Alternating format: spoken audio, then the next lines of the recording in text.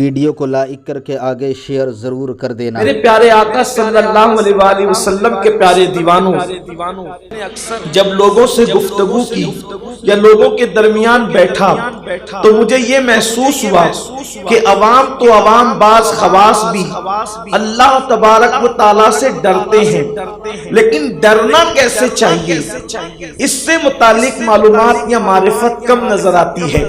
دیکھو، انسان ڈرتا ہے سانپ سے بھی، انسان ڈرتا ہے شیر سے بھی، انسان ڈرتا ہے دشمن سے بھی، انسان ڈرتا ہے زہر سے بھی۔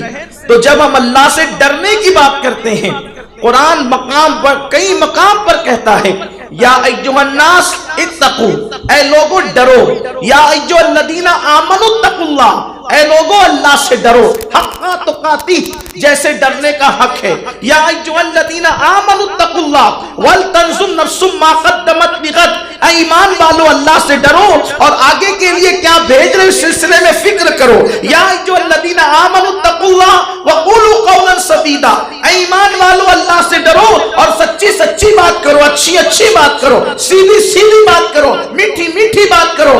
آپ سے پوچھنا چاہتا ہوں، اللہ نے کئی مقام پر ڈرنے کا حکم دیا تو اللہ سے ڈرے کیسے؟ کیا معاذ اللہ جیسے ہم سانپ سے ڈرتے ہیں ویسے اللہ سے ڈریں، جیسے زہر سے ڈرتے ہیں ویسے اللہ سے ڈریں، جیسے شیر سے ڈرتے ہیں ویسے اللہ سے ڈریں؟ اللہ سے ڈرنے کا مطلب کیا ہے؟ اس لیے کہ جس سے ڈر ہوتا ہے اس سے بھاگا جاتا ہے، جس سے ڈر ہوتا ہے اس سے دوری ہوتی ہے، جس سے ڈر ہوتا ہے انسان اس کے پاس سے جو ہے وہ بھاگنے کی کوشش کرتا ہے، جس سے ڈر ہوتا ہے اس سے وحشت ہوتی ہے، جس سے ڈر ہوتا ہے اس سے دل تنگ ہوتا ہے۔ اب مقام پر بار بار کہا جاتا ہے اللہ سے ڈرو، اللہ سے ڈرو، اللہ سے ڈرو۔ تو معاذ اللہ، اللہ سے جو ڈرے گا تو کیا وہ اللہ سے دور ہوگا؟ اللہ اکبر۔ اللہ سے جو ڈرے گا وہ اللہ سے معاذ اللہ وحشت کرے گا، استغفر اللہ، العیاذ باللہ۔ تو اللہ سے ڈرنے کا مطلب کیا ہے؟ سانپ سے ڈرتے ہیں اس لیے بھاگتے ہیں، کتے سے ڈرتے ہیں اس لیے بھاگتے ہیں، شیر سے ڈرتے ہیں اس لیے بھاگتے ہیں، دشمن سے ڈرتے ہیں اس لیے بھاگتے ہیں۔ تو اللہ سے کیسے ڈرے؟ اللہ اکبر۔ اس لیے کہ اللہ سے ایسے نہیں ڈرنا۔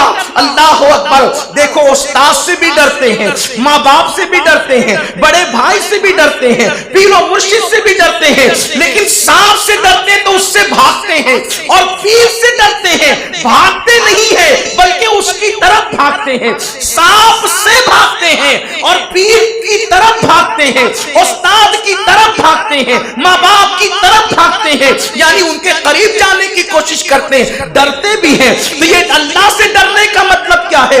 دیکھو، انسان اپنے باپ سے ڈرتا ہے، ڈرنے کا مطلب یہ ہے کہ اس کا ادب کرتا ہے اور اس کے سامنے وہ جو چیز ناپسند کرتا ہے اس سے بچنے کی کوشش کرتا ہے۔ اللہ اکبر۔ ڈرنے والے کو پتا ہے میرا باپ میرا دشمن نہیں ہے، ڈرنے والے کو پتا ہے میرا استاد میرا دشمن نہیں ہے، ڈرنے والے کو پتا ہے میرا پیر میرا دشمن نہیں ہے، یہ میرا خیر خواہ ہے۔ لیکن ڈرنے کا مطلب کیا؟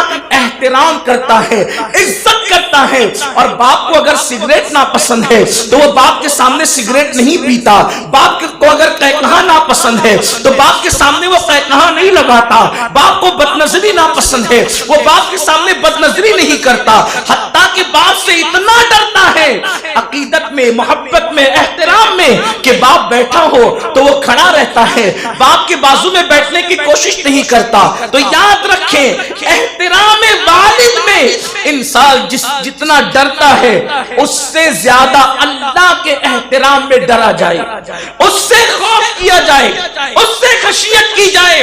اللہ کے بارے میں تصور لوگوں کے دل و دماغ میں بیٹھ گیا کہ اللہ تو عذاب ہی دے گا، اللہ تو کوڑی برسائے گا، اللہ تو جہنمی میں ڈالے گا، اللہ تو سانپ کی چھری مسلط کرے گا۔ یقیناً یہ سانپ، یہ عذاب، یہ کوڑے اپنی جگہ پر حق ہے، لیکن یہ سب کے لیے نہیں ہے، یہ سب کے لیے نہیں ہے۔ اگر آپ یہ سمجھتے ہیں کہ معاذ اللہ یہ سب آپ کے ساتھ ہونا ہے، پہلی بات تو یہ ان کے لیے ہے جو کفر پر مریں گے، یا پھر معاذ اللہ ان کے لیے ہے جو فسق و فجور اور گناہوں پر مریں گے۔ لیکن اللہ اپنے بندے سے کتنا پیار کرتا ہے، اللہ سے زیادہ کوئی ہم سے پیار نہیں کرتا، اللہ سے زیادہ کوئی ہم سے محبت نہیں کرتا۔ اس کی ہر صفت بے مثال ہے، اس کی ہر صفت بے مثال ہے، اس کی تخلیق کی طرح کوئی تخلیق نہیں، اس کے کلام کی طرح کوئی کلام نہیں، اس کے انداز کی طرح کسی کا انداز نہیں۔ اللہ اکبر، اس کی عطا کی طرح کسی کی عطا نہیں، اس کی سخا کی طرح کسی کی سخا نہیں، اس کے حسن کی طرح کسی کا حسن نہیں، اس کے جمال کی طرح کسی کا جمال نہیں، اس کے رحم کی طرح کسی کا رحم نہیں، اس کے کرم کی طرح کسی کا کرم نہیں، اور اس کی محبت کی طرح کسی کی محبت نہیں۔ سبحان اللہ، سبحان اللہ، شان سے کرتا ہے، اتنی محبت کوئی نہیں کر سکتا۔ آؤ اللہ اپنے بندے سے کتنی محبت کرتا ہے۔ ایک روایت آپ کے سامنے پیش کروں۔ ایک عابد تھا بنی اسرائیل میں، بڑا متقی، بڑا پرہیزگار، بڑا عبادت گزار۔ اس کے تقوی اور پرہیزگاری کی داستان سن کر بنی اسرائیل کے بادشاہ نے اس کو اپنے محل میں بلایا، اور محل میں بلا کر کہتا ہے کہ میں نے آپ کے تقوی، آپ کی پرہیزگاری کی داستان سنی ہے، میں چاہتا ہوں کہ آپ اپنی جھوپڑی میں نہ رہیں، آپ میرے محل میں رہیں۔ خاص توجہ آپ کی، اللہ سے ہم محبت نہیں کرتے ویسی جیسی کرنا چاہیے، اللہ کی طرف رجوع نہیں کرنا چاہتے جیسا کہ کرنا چاہیے۔ بنی اسرائیل کا بادشاہ عابد بنی اسرائیل کو کہتا ہے کہ آپ اپنی جھوپڑی سے نکلیں، میرے محل میں آئیں۔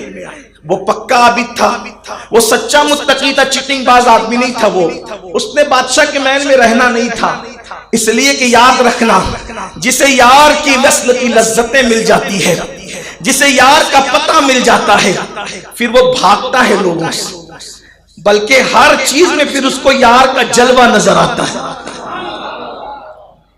یار اتنا آیا ہے کہ جدھر نظر اٹھا اس کا جلوہ نظر آئے، جیسا کہ بھی آپ نے قرآن کی آیتوں سے سنا، تمہاری شخصیت اور تمہاری ذات میں اس کی نشانی ہے، پتھروں میں اس کی نشانی، پھولوں میں اس کی نشانی، بلبل کے چہک میں اس کی نشانی، اور شفق کے جمال میں اس کی نشانی، افق کی سرخیوں میں اس کی نشانی۔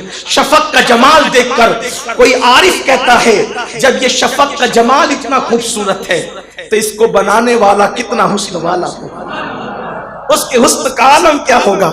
ایک بات مجھے یاد آئی، ہر چیز میں اس کے جلوے کیسے دیکھنے والے دیکھتے ہیں۔ ہمیں تو پاپ کے سوا کچھ نظر ہی نہیں آتا، ہمیں تو جرائم کے سوا کچھ نظر ہی نہیں آتا، ہمیں تو وقت کی بربادی کے سوا کچھ نظر ہی نہیں آتا۔ لیکن آؤ اللہ والوں کی شان کیا ہے۔ تصوف کی دنیا میں بہت خوبصورت نام ہے حضرت علامہ امام فخر الدین رازی کا۔ یہ علامہ امام نجم الدین کبریٰ کے بھانجے بھی ہیں اور مرید و خلیفہ بھی ہیں۔ اور یہ نجم الدین کبریٰ کون ہے؟ سرکار غریب نواز جس سے فیض لینے کے لیے ان کی خانقاہ میں 15 دن تک جاتے ہیں، وہ ہے نجم الدین کبریٰ رضی اللہ تعالیٰ۔ بڑی ہستی ہے نجم الدین کبریٰ۔ امام فخر الدین رازی صرف 7-8 سال کے تھے۔ اب ظاہر سی بات ہے بھائی اتنا بے مثال ہے، نجم الدین کبریٰ کے غریب نواز جیسے لوگ ان سے فیض لینے آتے ہیں۔ غریب نواز کوئی چھوٹی موٹی ہستی تو نہیں ہے، 90 لاکھ لوگوں کو کلمہ پڑھانے والی ہستی، سید الموحدین فی الہند، ہندوستان کا سب سے بڑا توحید کا علم بردار، ہندوستان میں سب سے بڑا داعی اسلام، ہندوستان کا مبلغ اعظم، ہندوستان میں نائب نبی فی الہند ہونے کا سب سے بڑا کسی کو شرف حاصل ہے تو وہ میرے خواجہ ہندوستان کے راجہ ہیں۔ ویڈیو اگر اچھا لگا ہو تو لائک کر کے آگے شیئر ضرور